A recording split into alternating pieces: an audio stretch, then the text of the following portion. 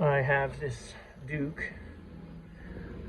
It's a multi-cabinet, right? So there's a refrigerated cabinet in the top, and there's 2 drawers in the front. They said it's not working. When I plug it in, it does nothing. Nothing. Right? And I did check the voltage on that, and there's 120 volts. So this should be easy peasy. We're dealing with electrical to start. Hopefully that's all it turns out to be. If it was off on high pressure or low pressure, the evaporator fans would still come on, and they're not. So again, the initial feeling on this one is all electrical. I'll get this panel off and dig in. So there's a diagram here, but let me go back. So we got our power coming in, which splits into black and white, and they come here. So I tested there, I get 120 volts, all right? So this is my line. So if you look at your line, it goes through the high pressure cutout before the switch. And I got no light at the switch, so I'm guessing bad high pressure cutoff. So, plug this in. Boom. Okay.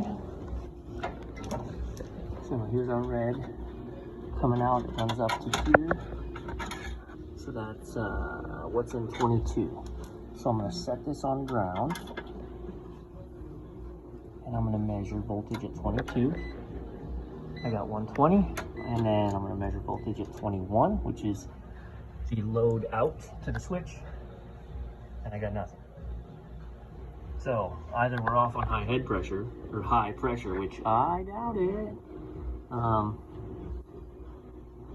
Or we got a bad switch. So let's see. Or it's completely flat on gas. That also could be. So it's off that way. Let's see. I've never seen a unit where it disables before the switch. So that's why. No, there's gas in there. That's where I originally said, no, if it was out of gas, the evaporator fans would still be spinning. But not on this one. On this one, it's weird. There's a circulatory fan on the bottom. Sounds like it's hitting something. Weird. I don't know what I don't know, so I don't want to mess with that yet. At this point, I'm going to gauge up, and I want to see. I didn't note. Okay, also 404, 25 ounces. So let's hook up and see what this does. All right, so here's the science of what I've got going on. I've got my gauges on. I'm only 300 PSI on the high side. So this is set for 450. So this should have let it through, and it wasn't. So just for science, I'm not running it this way. I'm not leaving it this way. I have bypassed the high pressure cutout, right? Low pressure cutout still in place. That controls the solenoid and cools. But I'm bypassing the high pressure cutout. I'm going to plug it in. I have the main switch off. When I turn the main switch on, if everything comes on, then we know this is bad, because again, this should be letting it on at 300 or at 400, and it's only 275. It's also important that I watch this, that what if it's legitimately is getting crazy high and cutting out, and then this is broke now because of that. So again, we've removed the safety, so we got to pay attention to it. I'm going to plug her in. Okay. I'm going to hit my switch. We have life. Compressor. Okay. And we're running 404. So solenoid just opened up. Nice. Very nice. Okay. All right, so 404, we're talking about the orange gauge. So they're sitting at a 10-degree coil. That box is stupid hot. So I'm not surprised. It needs to get some time to straighten itself out. We're running at 325. I'm sure she's not going to keep climbing. All right, so here's the immediate fix. Uh-oh, look. She gonna stop? 375. 400. Yeah. Look.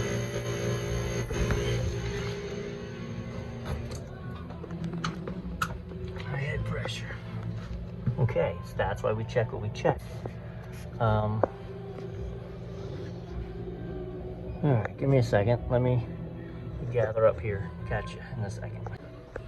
All right, so this is the front of this unit. I'm gonna be the first person to tell you I don't know what I don't know. And I didn't know the condenser coils were under here. So guess why it's overheating?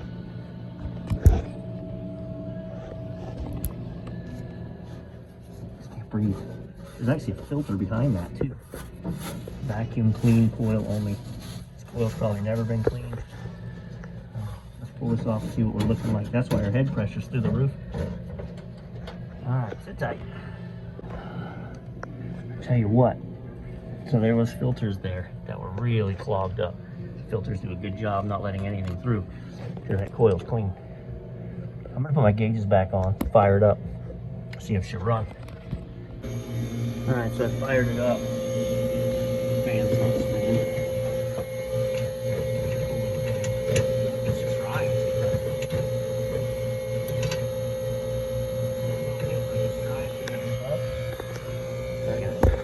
Find out where that toy taps in there.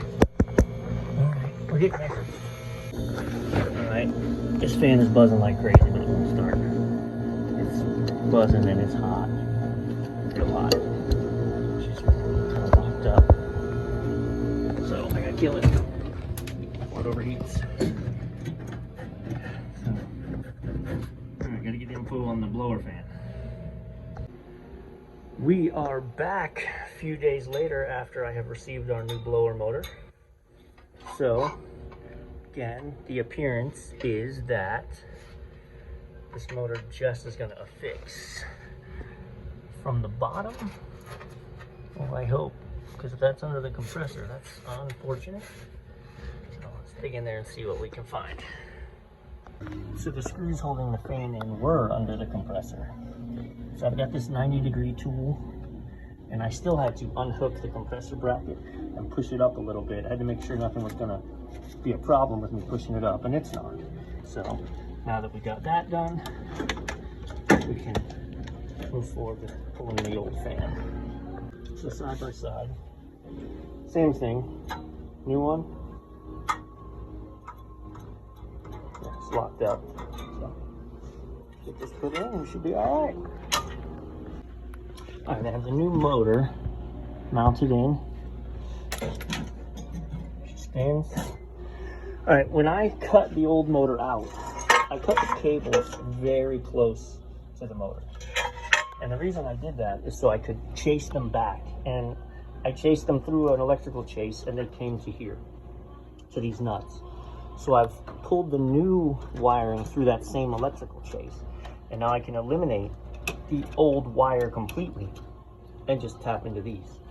So yeah, we'll get that wired up, make sure everything's secured. We'll plug her in and see if she doesn't start running. All right, so I plugged her in. Once you remember, we've got it jumped because we've got a bad high limit, so we still have to deal with that.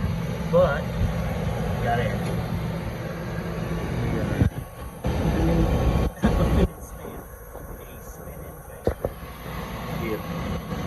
Make sure we don't have any air leakage down here. No, we're good. Okay. So I got to address this failed high limit. Put a safety back on it, so we're good. And yeah, this one's going to be a wrap. Let me hang on. I'll show you what we're going to do. Okay, so what we've done, I actually have multiple high pressure service ports. So I put my Nylog on here and I threaded that on. I ran it through an electrical chase. And what we're doing is we're interrupting. So how I had the reds jumped, now we're just cutting it through that. So the power is running in, this is actually this unit. So the power is running in down to the pressure sensor. And as long as that is set to cut out at 425, this specific one is 425. As long as it is less than that, it allows the power through to the load side. So we'll secure all these in here, replug her in, and then we can let her safely run. Here she goes. Fan, solenoid, compressor. Alright. Make sure we get a rubber cap in there. Alright, we're going to start putting the panels back on this, letting her cool down. One more follow-up just to show you our temps are good. Solid. 49 and drop it. I'm going to work on another unit here. We're going to let that go, but I'm going to watch it satisfy and see how it's set. Yeah, all indications are we are good to go. So I've been running it a couple cycles.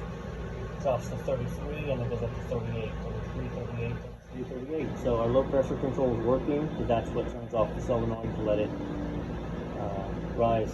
So this one is a wrap.